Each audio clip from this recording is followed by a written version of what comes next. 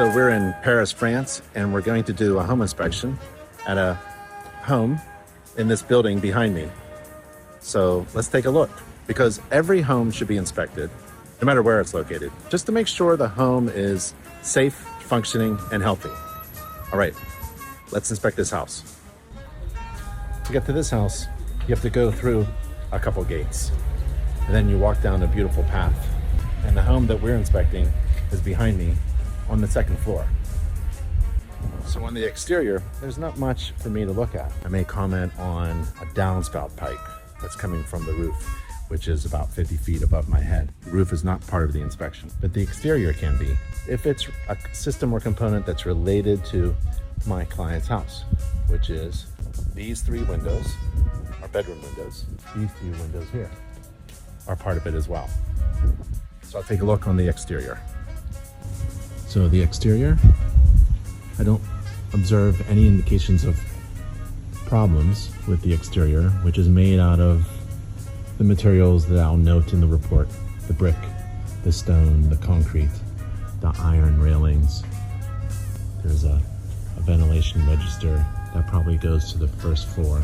There's that downspout from the roof that I was talking about. Sometimes they need to be repaired, or they're falling off because the straps are weak.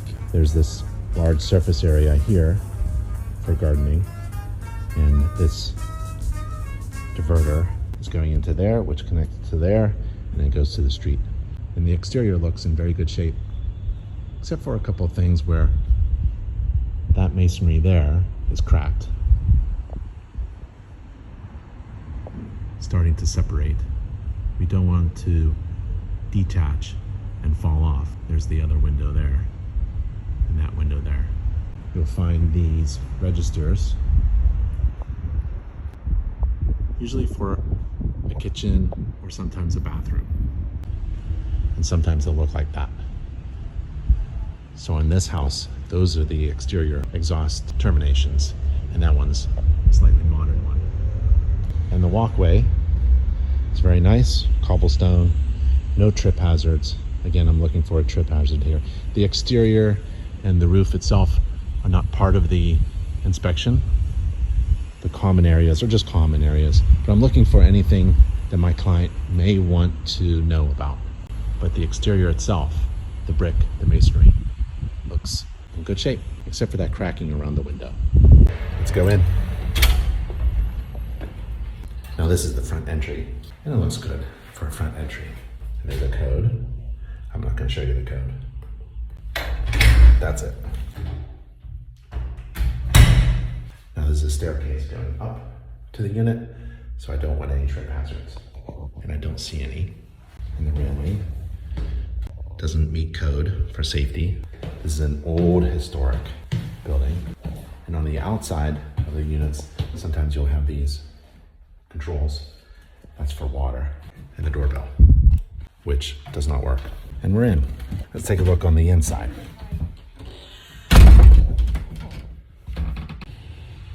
And from this vantage point, I can take a look at the cracking on the masonry and also other things. So below us is the front entry. I'll take a look at the railing itself to make sure it's secured to the masonry and the storm shutters. It's an old historic home, and the flooring could be original. So I'm looking for any kind of damage to the wood flooring, but I'm going to be very friendly with the wood because of how old it is. And if there are some cracks, some wear and tear, some stains, some squishy areas, that is to be expected in this old home. I just don't want anything to be unsafe. So we'll take a look around at the flooring.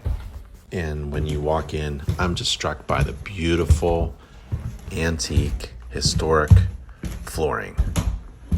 And it creaks and it moans. Oh, this is different in the bathroom.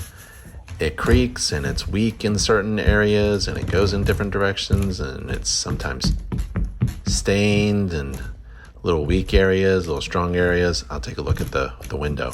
But it's actually wonderful. All right, let's step outside this window and take a look.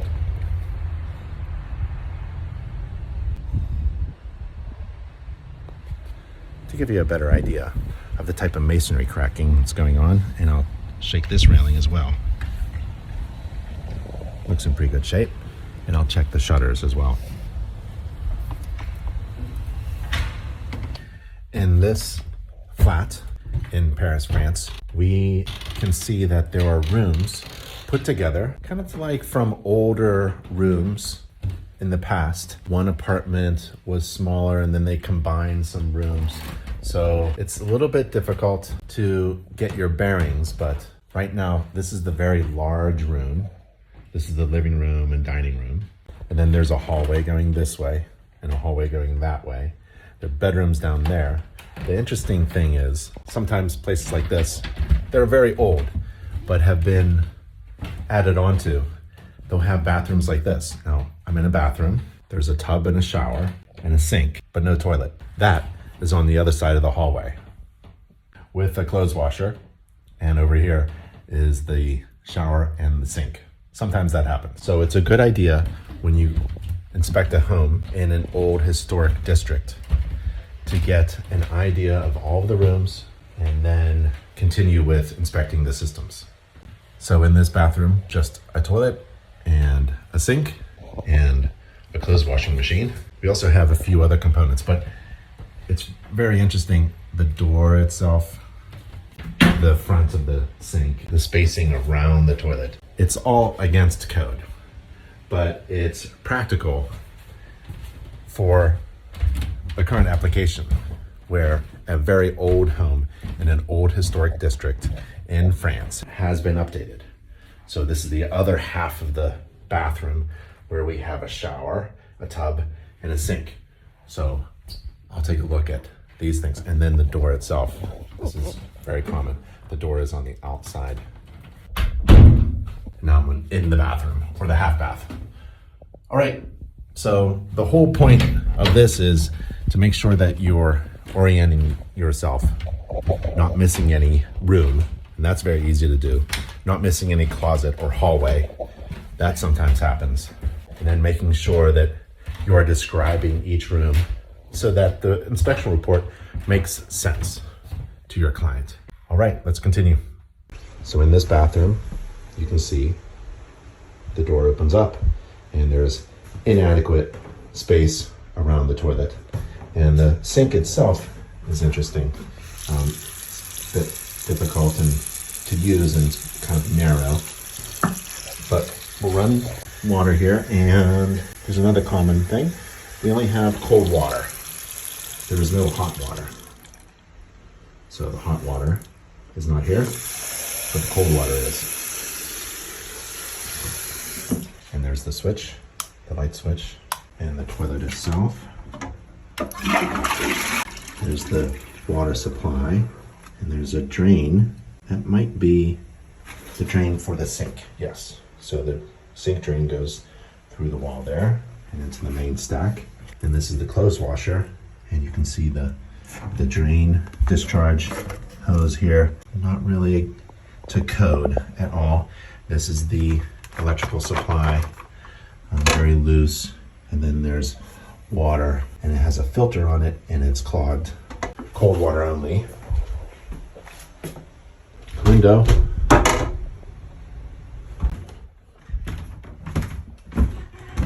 And then we take a look at the other half of the bathroom. There's the door there, and the light switch is on the outside of the room. We'll run water here. I'm expecting hot water in this bathroom. Ventilation. This tilt window, it opens up and then it locks. Look for leaks. And there's hot water there. Test the shower. There's a very low flow. Just turn this off. Maybe that'll help. Yep. So very low flow of water when more than one fixture is turned on. take a look at a representative number of windows and doors for the interior. And this is a bit overloaded. This used to be something different, maybe a separation between units. And here's another bedroom in here. And then the hallway, 2 additional bedrooms. And there's those units that can add some air conditioning in each bedroom.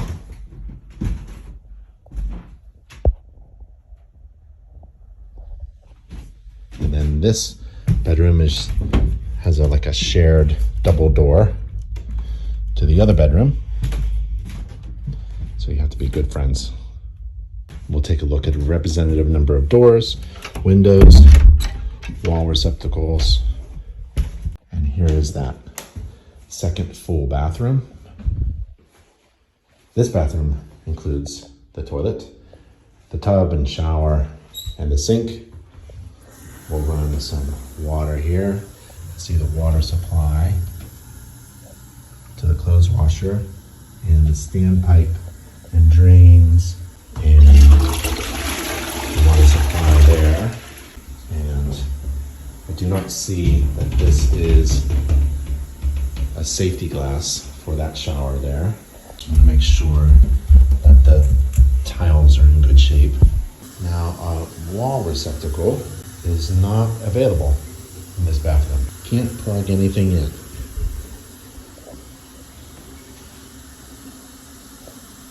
And moving to the kitchen, we actually have the meters, the electrical and the gas and the water controls.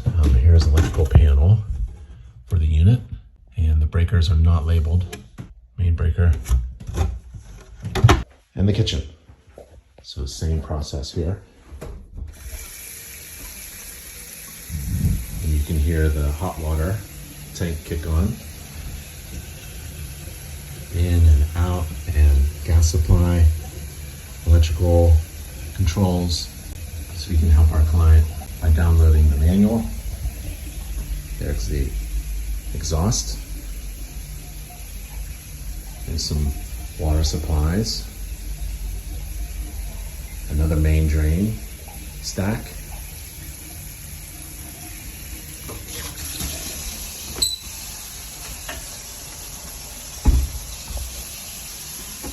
A Bosch dishwasher.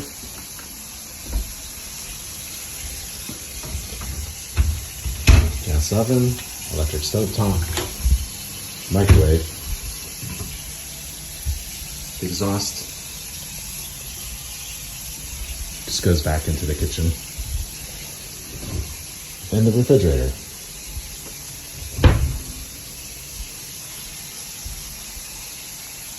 And here is the underside of that unit with the central heating return, the pressure relief valve drain, the gas supply, the condensate drain, domestic cold water in and out. And there's the standpipe for the dishwasher. There's the main water supply coming in through a meter. Very different international codes here for sink drains and traps and vents. But we've got some cold water lines there, and the traps are very different. So we'll run hot and cold water at the fixtures.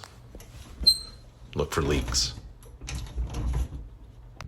And here's the thermostat that controls the old radiators throughout the house. So these are old cast iron radiators. They're all being supplied by that one hot water appliance. So the challenge is to figure out where all these pipes go. So I see a pipe here, and then it comes out of the wall here, and it goes up, and it can get a bit confusing in an old historic home like this. But here's that pipe there, and then I realize it goes through the wall, and this is the return from the cast iron that's being supplied hot water, and that supply line is from above, and there it is up there in a storage cabinet there, and it goes through the wall, and there it is there. But then it's supplying also the radiator unit in the bathroom, and that's the supply, control, and then it goes back down, and then it goes underneath the sink.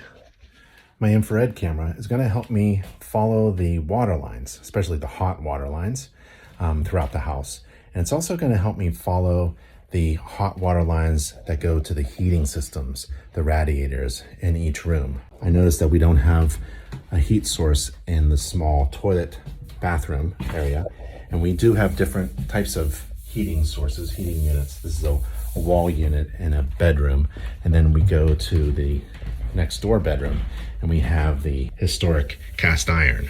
So we'll run the heat, we'll use the infrared, we'll run the hot and cold water, and we use the infrared to take a look at that.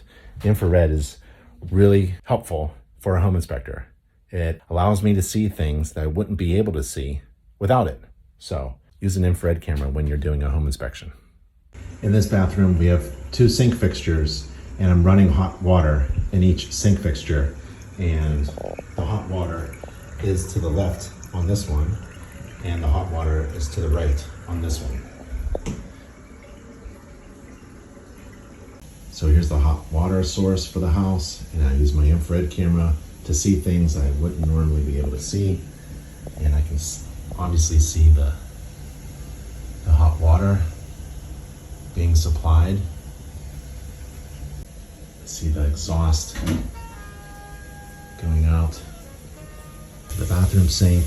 You can see the hot water and the drain line as well. I'm running hot water at the bathroom sink.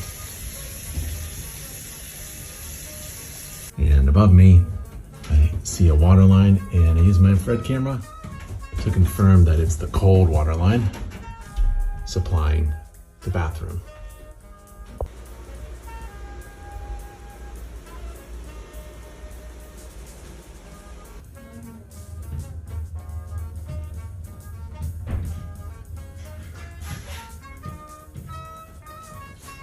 And here's one of those registers. This is in the kitchen, and that goes right outside. And I can confirm this as well because it's a little warm outside, and you can see that warm air just coming right in.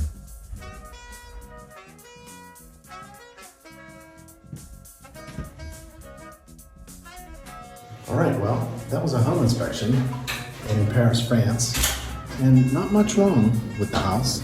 I really like it. Old, historic home, a flat in one of the old historic buildings. And again, a home inspection is really important. Every home should be inspected to make sure our homes are safe, functioning well, and healthy. I'm Ben Gromiko from InterNACHI. That's the International Association of Certified Home Inspectors. And I'll see you at the next home inspection.